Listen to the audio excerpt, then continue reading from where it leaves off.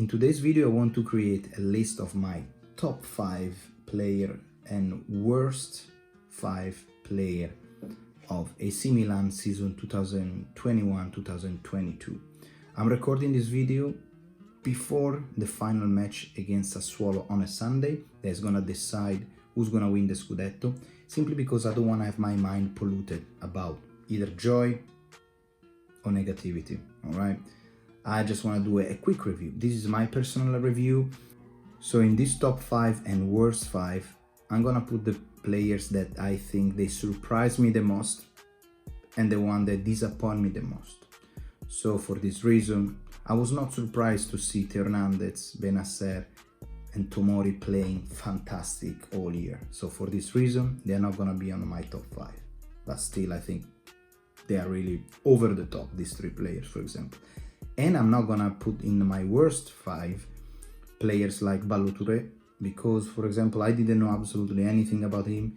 He didn't even, probably did he show up? I don't know. So I would just put the one that I'm very surprised and the one that I'm very disappointed. So the first one, number 1 on my list, I put the goalkeeper, Magnan. Magnan, I think, has been the surprise for everyone. I think he's, especially after Gianluigi Donnarumma, he left on the 1st of July after winning the European Cup. So everyone was like, oh my God, seriously, Milan is gonna leave this incredible golden boy go away for free at Paris Saint-Germain. Yes, but Mr. Paolo Maldini in the meantime was working out a way to get Mike Magnan. Mike Magnan this year has been incredible. We paid Mike Magnan only 18 million euro, and he just won the league against Lille. So we were like, okay, you are coming from League One, but we don't know anything about you. It was 47 match. He skipped 9 of these matches because he got a hand injury. And out of these 38 match that he played, he conceded 32 goals and he had also 16 clean sheets. I believe he's gonna become this year Serie A Golden Gloves, best goalkeeper of Serie A. How confident he was and his reaction time, man, it was absolutely incredible, the reaction he got in a couple of saves. It reminded me a lot of Nelson Dida. No wonder. Who's training Mike Magnan? Nelson Dida. Reaction is physically, he's huge, he's a beast. He's really, he talks a lot with the team, so helps as well the defense. So absolutely Mike Magnan, number 1. Well, number 2, ladies and gentlemen, who else if not Pierre Calgulu? Unbelievable surprise. I think our new idol, ladies and gentlemen, it is Pierre Calgulu. We were not expecting this young French player, 20-something years old, becoming already the most important defender next to TOMORI. TOMORI did an incredible season, constantly incredible, okay? But the surprise one was Pierre Calgulu. Pierre Calgulu. I love it. He's super fast. He can play either as a left back or as a central defender. He's just very good. I'm very happy that he's playing for Milan, and he's very young, and with TOMORI is gonna create an incredible synergy for the next few years. So number 3, Sandra Tonali. I was not expecting this boom this year, honestly. Last year, I think he felt a lot the pressure of not having the number 8 in the back.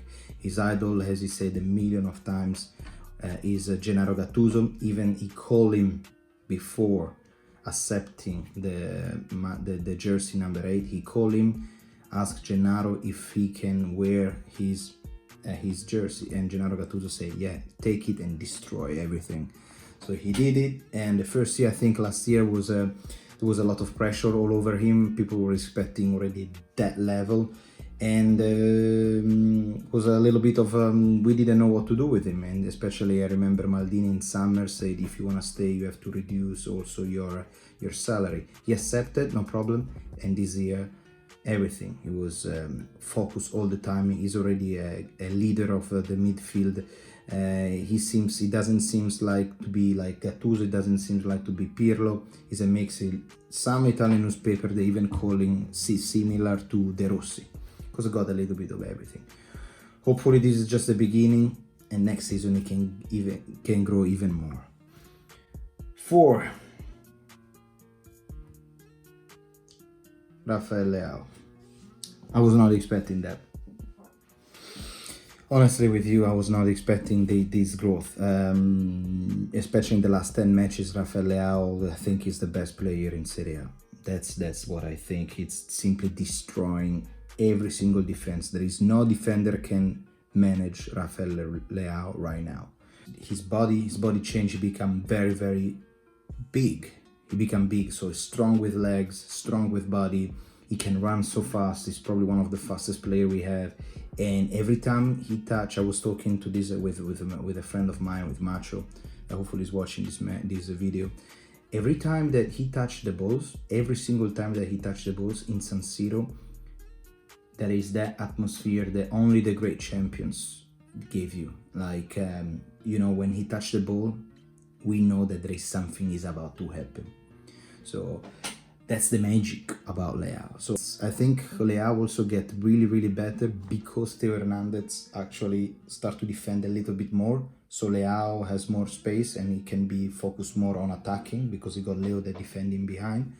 I don't know, it's just my idea. But number 5, I honestly, a player that I was not expecting was, for example, Giroud.